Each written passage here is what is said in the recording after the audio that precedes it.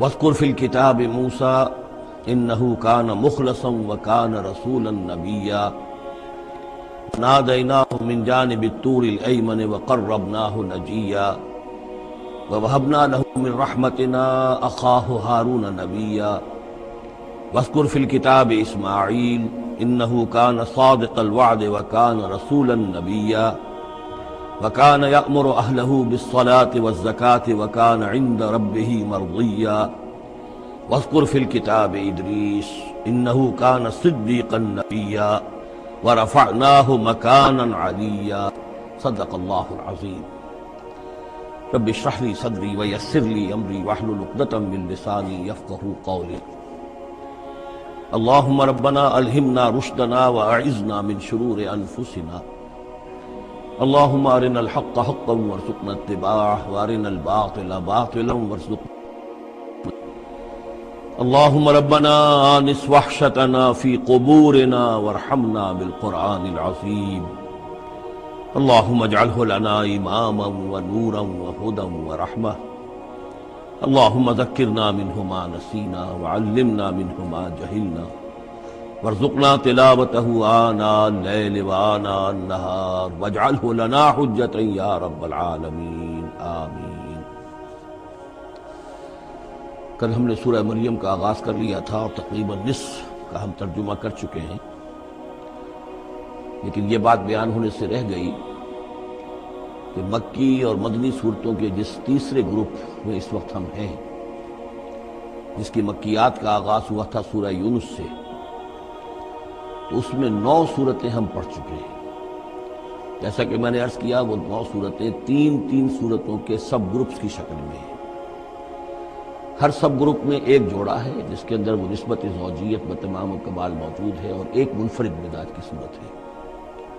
سورہ یونس، سورہ ہود ایک جوڑے کی حیثیت سے، سورہ یوسف منفرد ہے، ایک ہی نبی کے حالات پر پوری سورت جو ہے وہ مشتمل ہے۔ پھر سورہ رعد اور سورہ ابراہیم یہ جوڑے کی شکل میں ہے۔ سورہ حجر یہ منفرد مزاج کی ہے، بلکہ اس پورے گروپ میں اس اعتبار سے قدر مختلف نظر آتی ہے کہ اس کا انداز جو ہے وہ ابتدائی زمانے کی صورتوں کا ہے، مضامین کی مناسبت بھی انہی سے ہے۔ چھوٹی چھوٹی آیتیں ہیں، ردم جو ہے وہ بہت تیز ہے، صوتی آہنگ بہت نمایاں ہے، ڈیوائن میوزک جو ہے، جو ملکوتی غنا ہے، وہ اس میں بہت نمایاں ہے۔ پھر 3 صورتیں، سورہ نحل سب سے بڑی ہے اس سب گروپ میں، یہ منفرد مزاج کی ہے، لیکن اس کے بعد سورہ بنی اسرائیل اور سورہ کہف یہ ایک نہایت حسین و جمیل جوڑا ہے۔ اب پھر 3 صورتیں جو آ رہی ہیں، سورہ مریم، پھر سورہ طٰہٰ، سورہ انبیاء۔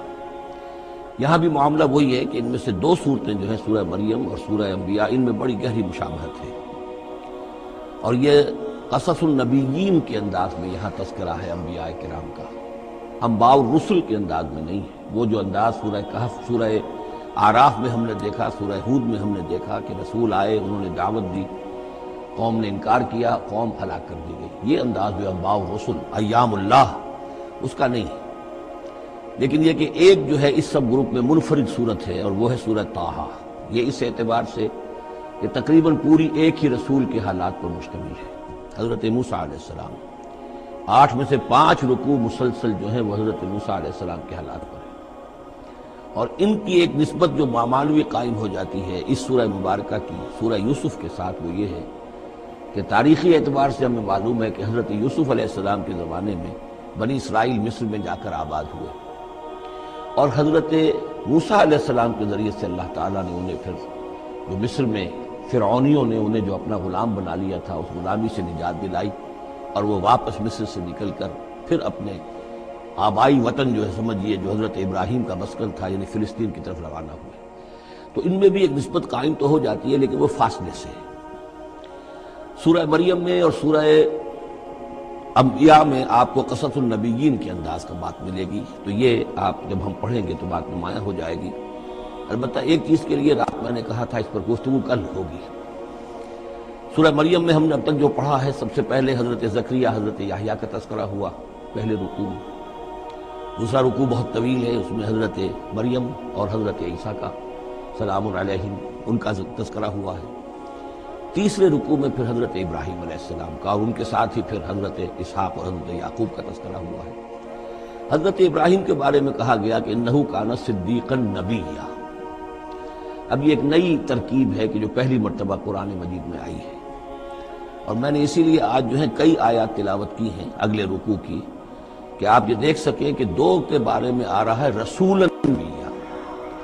حضرت اسماعیل اور حضرت موسیٰ علیہ السلام رسولا نبیّا، انہ کان رسولا نبیّا، اور دو ہی کے بارے میں آیا انہ کان صدیقا نبیّا، یعنی حضرت ابراہیم علیہ السلام اور حضرت ادریس علیہ السلام۔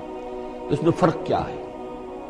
ظاہر بات ہے کہ الفاظ مختلف ہیں، ترکیب مختلف ہے، تو یقیناً ان کا مفہوم جدا ہے، اگرچہ بہت ہی میرے علم کی حد تک کسی نے اس پر توجہ نہیں کی ہے، بلکہ ایک بہت بڑے عالم تھے جو مفسر قرآن بھی ہیں، ان سے جب میں نے تذکرہ کیا تو ان کا کہ کیا واقعی ایسا ہے؟ یعنی یہ کہ وہ تفسیر بھی لکھ چکے تھے لیکن انہوں نے توجہ نہیں کی۔ ہوتا یہ ہے کہ آدمی جب گزر جاتا ہے تیزی کے ساتھ، اگر کسی چیز کی توجہ نہیں ہوتی، کیا واقعی ایسا ہے کہ دو کے بارے میں ہے رسول النبی اور دو کے بارے میں ہے صدیق النبی؟ تو میں نے ان سے سوال کیا تھا کہ اس میں پھر کیا فرق ہے۔ اس کے لیے میں چاہتا ہوں کہ جو جس حد تک کہ مجھ پر وہ بات اللہ تعالیٰ نے منکشف فرمائی ہے وہ آپ پر بھی میں آپ کے ساتھ بھی شیئر کروں۔ یہ جو ہم پڑھ چکے ہیں، ایک تو سورہ فاتحہ میں اہدنا الصراط المستقیم صراط الذین انعمت علیہم، راستہ ان کا ہمیں دکھا اور ان کے راستے پر چلا جن پر تیرا انعام ہوا۔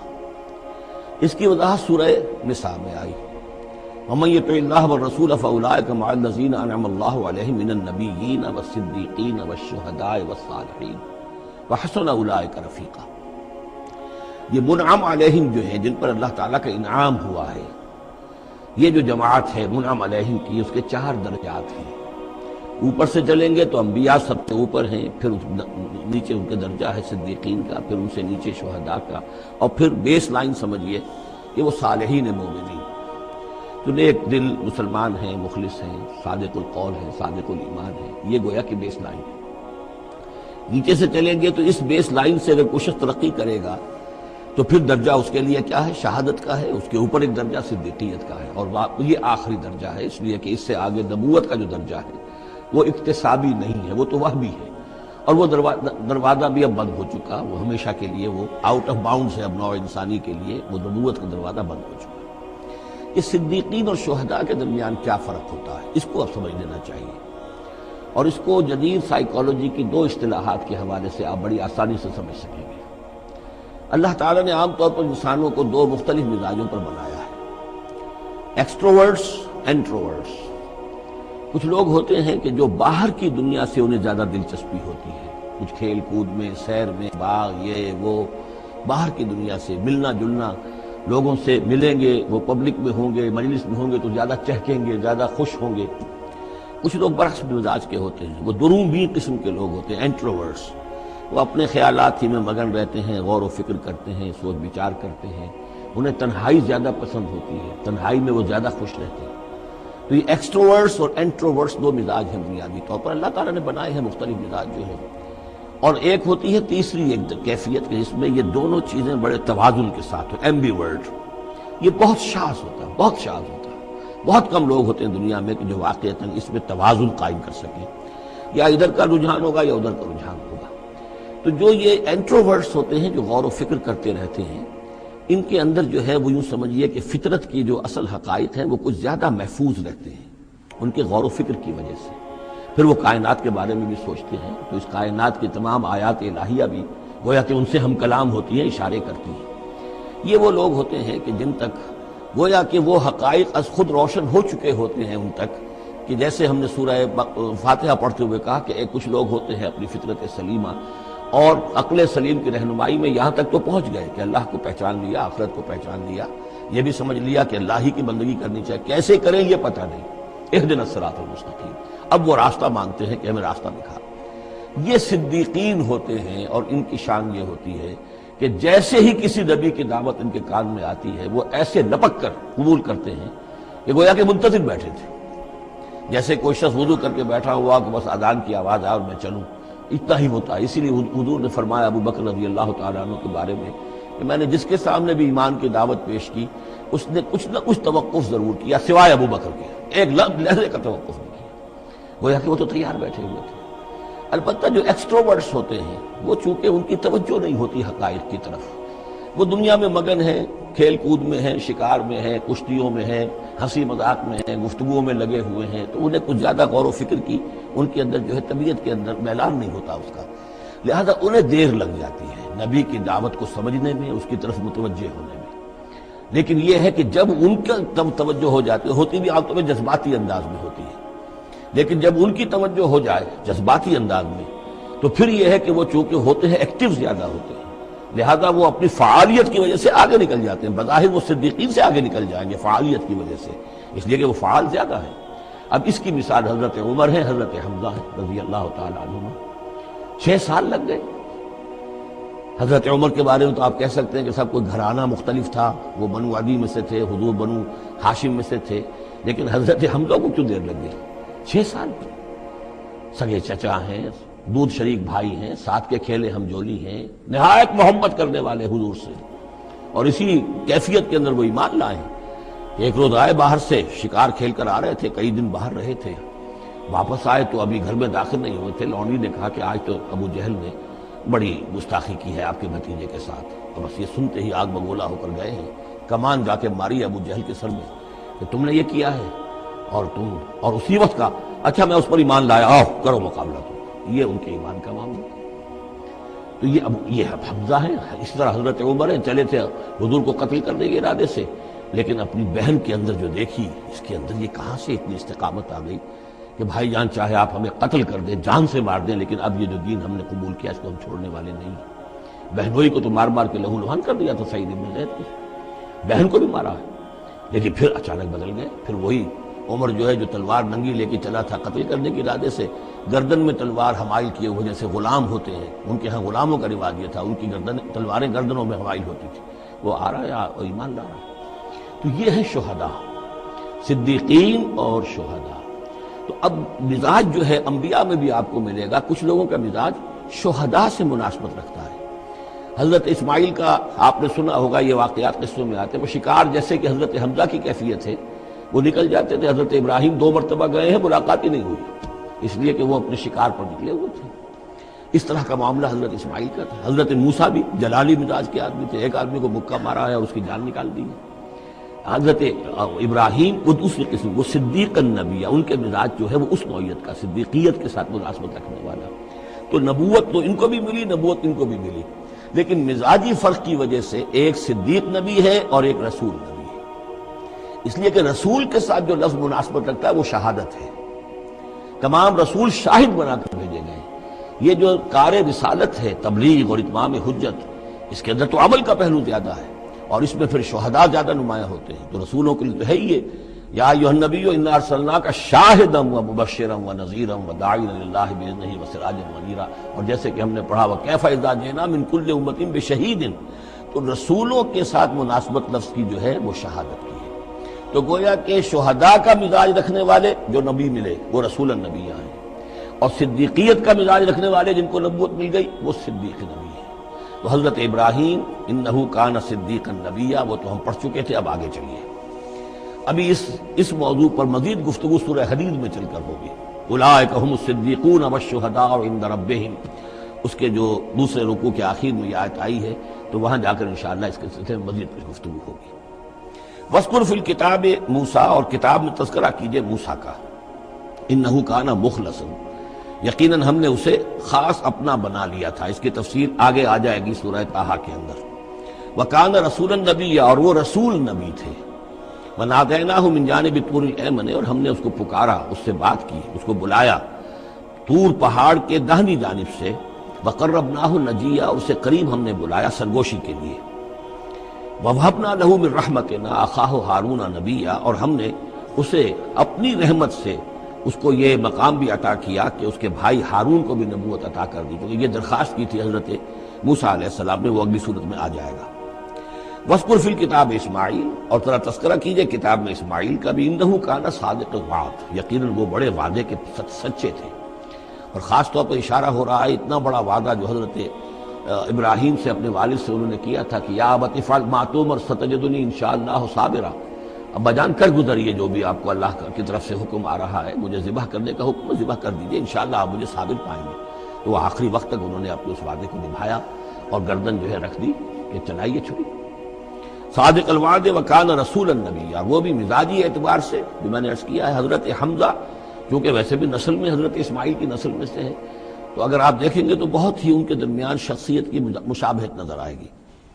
رسول النبی، وہ رسول نبی تھے۔ وکان یامر اہلہ بالصلاۃ والزکاۃ وکان عند ربہ مرضیہ، اور وہ حکم دیتے تھے اپنے گھر والوں کو نماز کا بھی اور زکوٰۃ کا بھی، اور وہ اپنے رب کے نزدیک بہت ہی پسندیدہ تھے، بہت ہی اللہ تعالیٰ وہ کے منظور نظر کہہ لیجیے، مرضیہ۔ وذکر فی الکتاب ادریس، اور تذکرہ کیجئے کتاب میں ادریس کا بھی۔ یہ ادریس علیہ السلام جو ہے یہ ایک نبی ہے کہ جو حضرت آدم اور حضرت نوح کے مابین گزرے ہیں۔ کہ آدم اور حضرت نوح کے مابین ایک اور نبی بھی گزرے ہیں، قرآن مجید میں ذکر نہیں ہے، تورات میں شیس علیہ السلام۔ تو نبی تو یہ ہیں، حضرت آدم پہلے نبی، پھر یہ دو اور نبی ہیں، حضرت ادریس۔ اس تورات میں ان کا نام حنوک ہے، شیس کا نام سیس ہے، وہ تو ٹھیک ہے، اور قرآن مجید میں ان کا تذکرہ بھی نہیں ہے، لیکن حضرت ادریس کا حنوک نام ہے۔ لیکن یہ کہ یہ دونوں ہیں درمیان میں حضرت آدم اور حضرت نوح علیہ السلام، پہلے رسول حضرت نوح علیہ السلام، یہ دونوں نبی ہیں صرف۔ وذکر فی الکتاب ادریس، اور تذکرہ کیجئے کتاب میں، اس قرآن میں، ادریس کا، انہ کان صدیقا نبیا، یقیناً وہ بھی صدیق نبی تھے، مزاجاً ان کا بھی وہی حضرت ابراہیم کے ساتھ مناسبت، صدیقیت والا مزاج۔ ورفعناہ مکانا علیہ، اور ہم نے انہیں اٹھایا تھا بہت بلند مقام تک۔ اب یہ اٹھانا جو ہے ویسے تو بعض لوگوں کا خیال ہے کہ شاید وہ بھی حضرت عیسیٰ علیہ السلام کی طرح رفع سماوی ان کی ہوئی ہے، چوتھے آسمان میں حضور کی ان سے ملاقات ہوئی ہے شب معراج میں، لیکن ایک مفہوم اس کا یہ بھی ہے کہ اونچا مقام دینا، بلند مقام دینا، اس لیے کہ یہاں الہ نہیں ہے، وہاں جو ہے وہ رافعک الیہ، جہاں کہا گیا حضرت عیسیٰ کے بارے میں تمہیں اٹھانے والا ہوں اپنی طرف، تو اس سے مفہوم جو ہے بہت معین ہو جاتا ہے، یہاں ضروری نہیں ہے کہ وہ مفہوم لیا جائے۔ اولئک الذین انعم اللہ علیہم، دیکھیے وہی لفظ آ گیا اب، یہ ہیں وہ لوگ جن پر انعام فرمایا ہے اللہ نے، من النبیین، انبیاء میں سے۔ اب ہم کیونکہ منعم علیہم کے 4 طبقات تھے، ان میں سے یہ انبیاء کا تذکرہ ہو رہا ہے سب کا۔ من النبیین، من ذریۃ آدم، اولاد آدم میں سے، وممن حملنا مع نوح، اور پھر بعد ان میں سے ان کی نسل میں سے ہیں جنہیں ہم نے نوح کے ساتھ اس کشتی میں سوار کرایا، ومن ذریۃ ابراہیم، اور پھر ذریۃ ابراہیم میں سے ہیں، ان کی اولاد سے، و اسرائیل، اور حضرت یعقوب کی نسل سے ہیں، وممن ہدینا واجتبینا، اور جنہیں کہ ہم نے ہدایت دی اور جنہیں ہم نے چن لیا، پسند کر لیا۔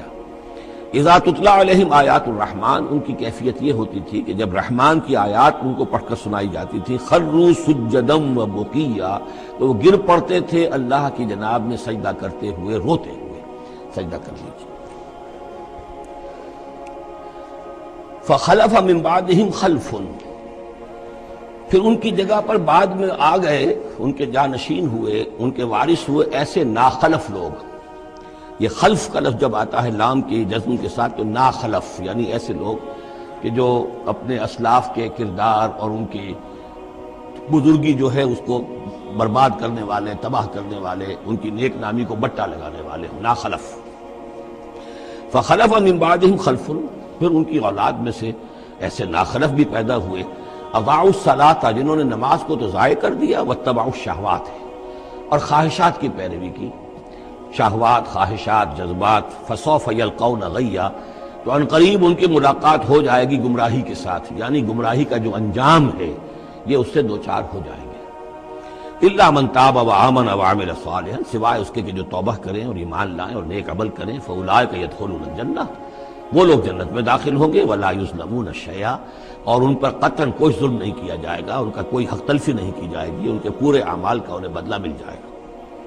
جنات عدن التی وعد الرحمن وعبادہ بالغیب، یعنی ان کو کیا ملے گا؟ وہ باغات، ریزیڈینشل گارڈن، بسنے والے باغات، رہنے والے باغات، جن کا کہ وعدہ کیا تھا رحمان نے اپنے بندوں سے غیب میں، یعنی ظاہر بات ہے قرآن مجید میں وعدہ ہو رہا ہے تو ابھی نہ وہ جنت ہمارے سامنے ہے، نہ خود اللہ تعالیٰ جو ہے روح در روح ہمارے سامنے ہے، ہم ایمان لا رہے ہیں اس پر غیب میں، یؤمنون بالغیب۔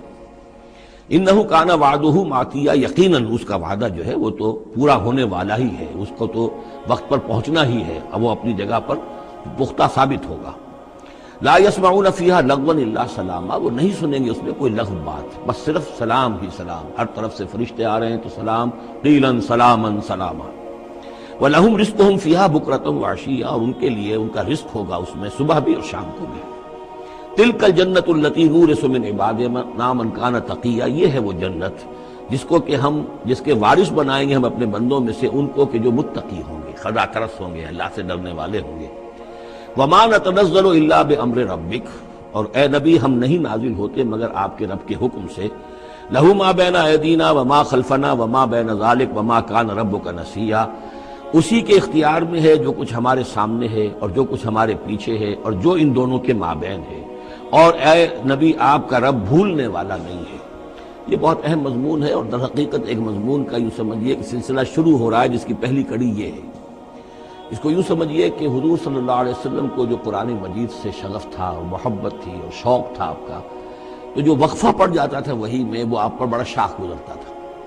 آپ چاہتے تھے کہ وہی جلدی جلدی آئے تاکہ آپ اس سے اور اپنے وجود پرنور کو مزید منور کریں۔ آپ جو ہے قرآن مجید سے جو آپ کو عشق تھا اس کے بنا پر اس میں آپ کو اجلت رہتی تھی کہ جلدی آئے قرآن۔ اس حوالے سے آپ نے حضرت جبرائیل سے شکوہ کیا کہ آپ وقفے وقفے سے آتے ہیں، ہم انتظار کرتے رہتے ہیں۔ اس کا یہ جواب ہے جو جہاں دیا جا رہا ہے، وَمَا نَتَنَزَّلُ إِلَّا بِأَمْرِ رَبِّكَ، اے نبی ہم اپنی مرضی سے نہیں نازل ہو سکتے، ہم نہیں نازل ہوتے مگر آپ کے رب کے حکم سے۔ لہو ما بین ایدینا، یہ بہت ہی یوں سمجھیے کہ گہرے الفاظ ہیں۔ لہو ما بین ایدینا وما خلفنا، جو ہمارے آگے ہے اس کا اختیار بھی اللہ ہی کا ہے، جو ہمارے پیچھے ہے اس کا اختیار بھی اللہ ہی کا ہے۔ وما بینہما وما بین ذالک، آگے اور پیچھے کے مابین کون ہے پھر؟ ہم، میں، میرا وجود، میرے آگے میرے پیچھے، اور ان دونوں کے درمیان کون ہے؟ میں گویا کہ بالکلیہ اللہ تعالیٰ کے حکم کے تابع ہوں۔